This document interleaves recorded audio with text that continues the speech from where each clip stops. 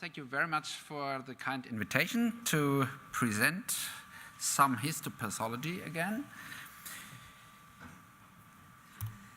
So this is my score. I don't know either what it means. I very much like the cartoon that you have put on your program with this motorway, with this like Autobahn to the Lange. Of course, we are heading for a freeway to the Lange for our patients, and it's the same in traffic. We like to have a freeway as well, or at least a free left lane or a right lane, depending on where you come from. But at this time, I was asked to talk on histopathology in the context of a session on limitations and complications. And so I will talk about problems with this traffic. And I will talk of the role of the surface of the road the blood is taking.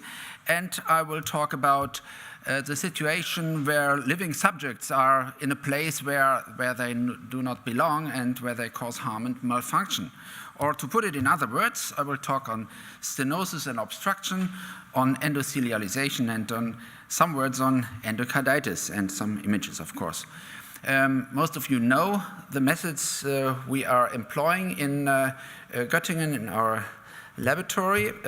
Just one slide. This is an example, a Hancock conduit with an implanted melody valve that was sent to us without endocarditis, that was sent to us for histopathologic evaluation. Implantation time 4 years, and since we cannot put the material into paraffin because cutting would not work with this material, we put the specimen in a hard resin, and after hardening of this tissue implant block, we cut it with a diamond saw, and these slices are cut down to a thickness of like 20 microns to have a histological slide. Here you see such a histological slide. We have a pointer. Yes, we have a pointer. Very good. You see here the metal ring of the Hancock conduit. You see here the cut metal ring, and then again here in black the metal structure here. And this is the Dacron material of the Hancock conduit.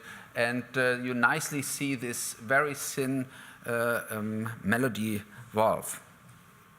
So this is basically the methods we are applying. Apart from that, also immunohistochemistry. I show some images later.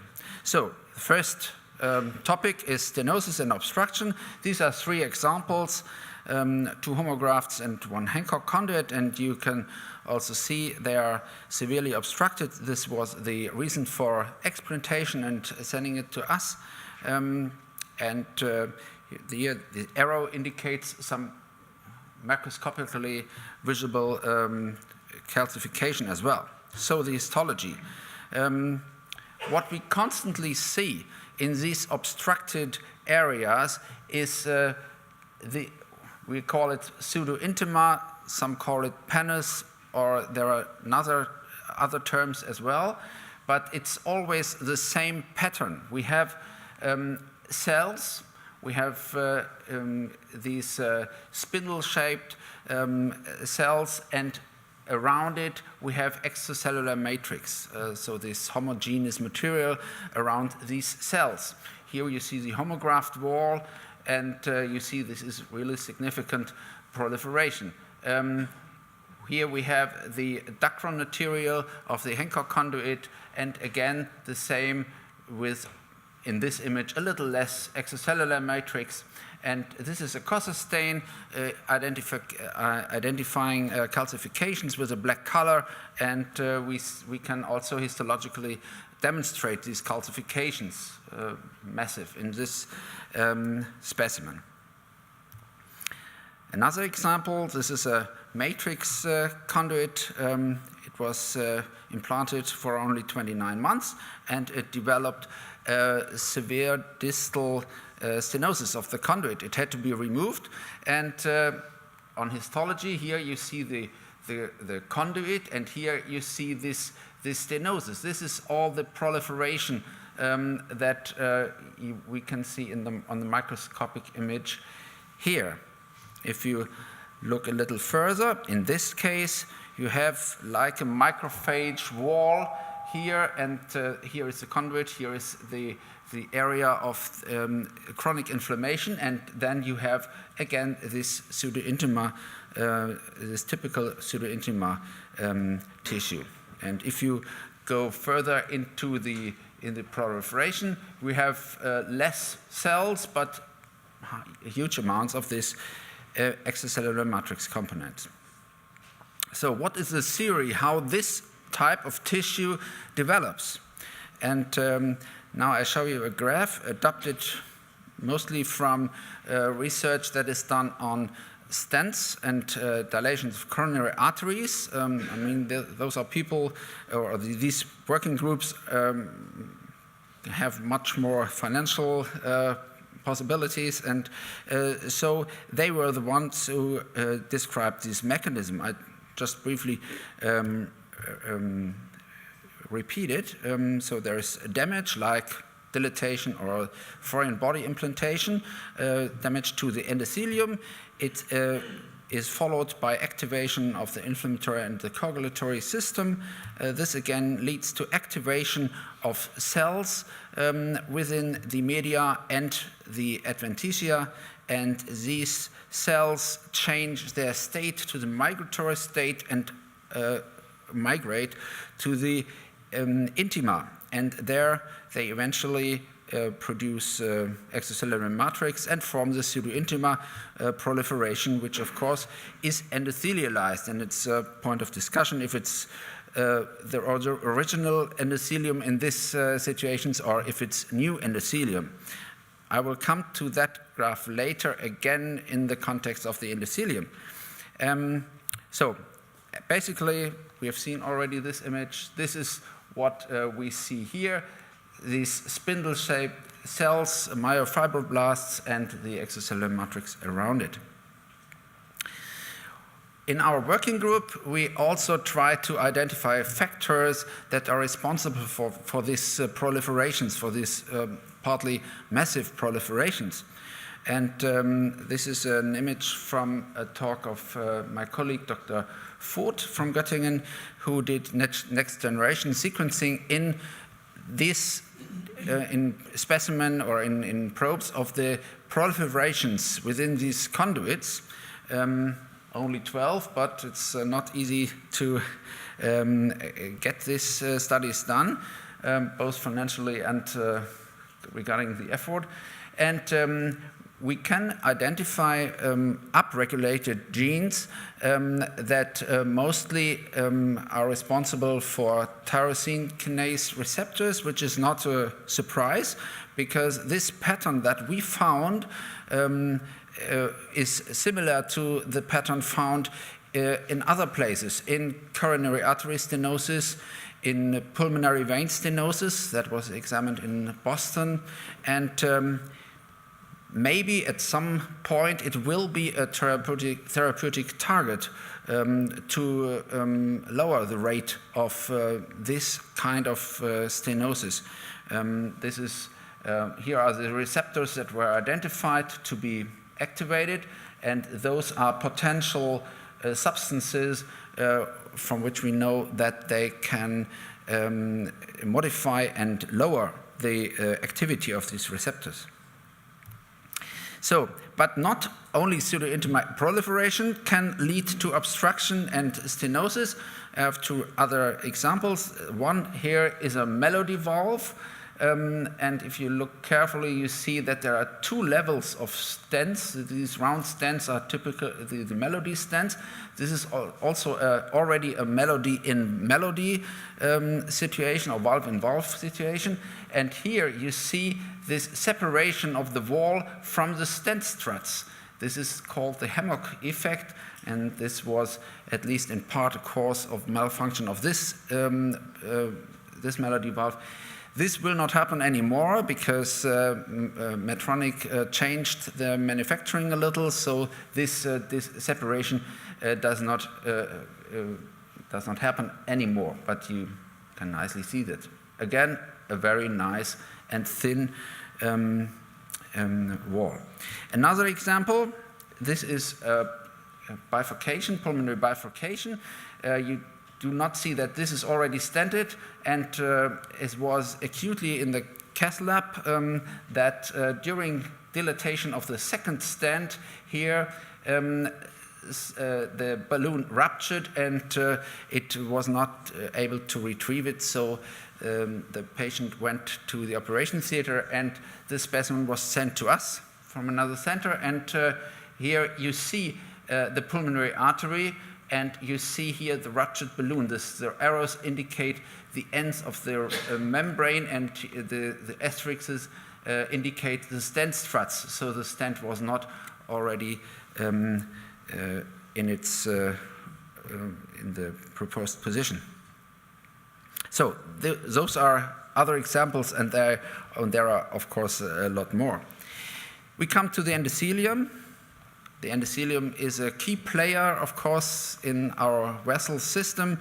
It covers like around 5,000 square meters in our body. If you take the endothelial cells together, they make like 1 kilogram of your body weight. So it's not only important, but only a lot of them there, endothelial cells.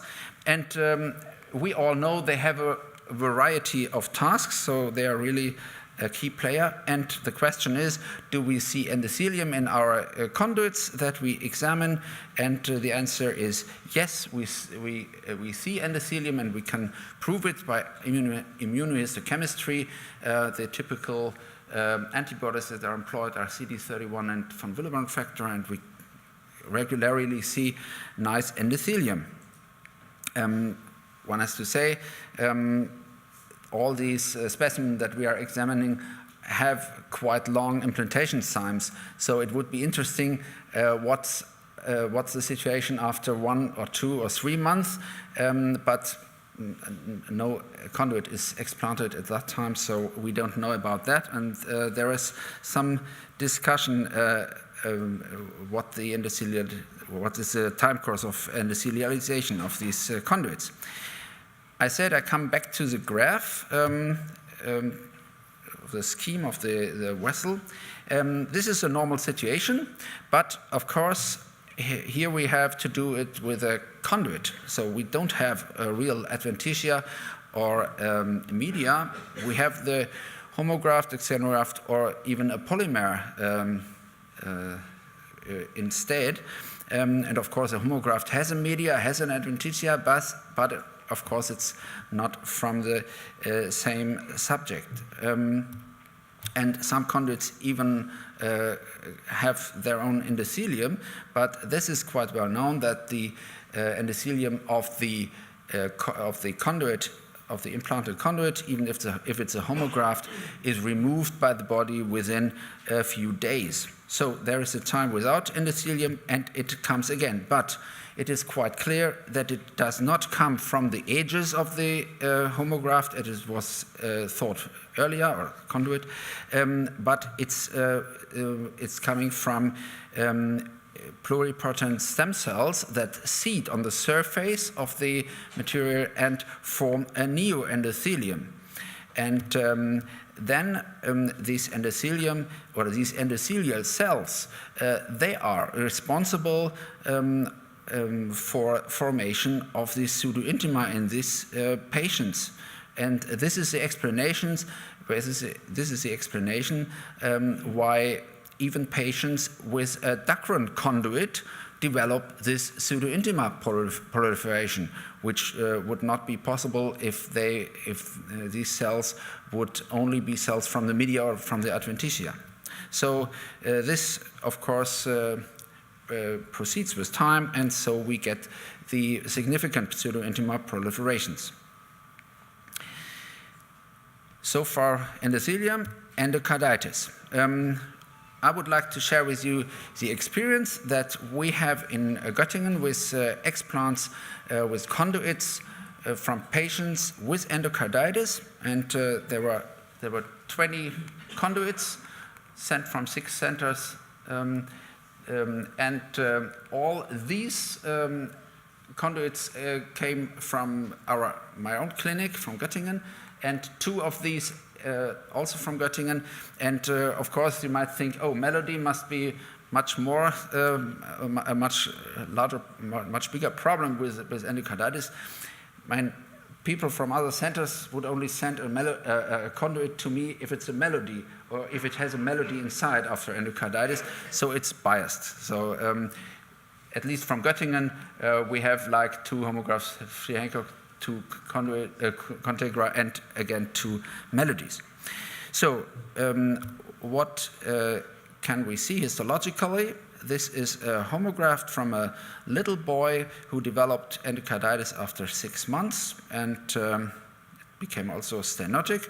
And if we look further, we see here in the basis, at the basis of the semilunar valve, this fibrin collection. And if you look even further then, or even higher magnification, you see the granulocytes and the fibrin network, and this is the typical appearance. This is the proof that there is really endocarditis. Another example, it's from a melody valve implanted into a homograft, and again, the reason for explantation was stenosis and endocarditis. If you look further, again, we have this image of fibrin collection.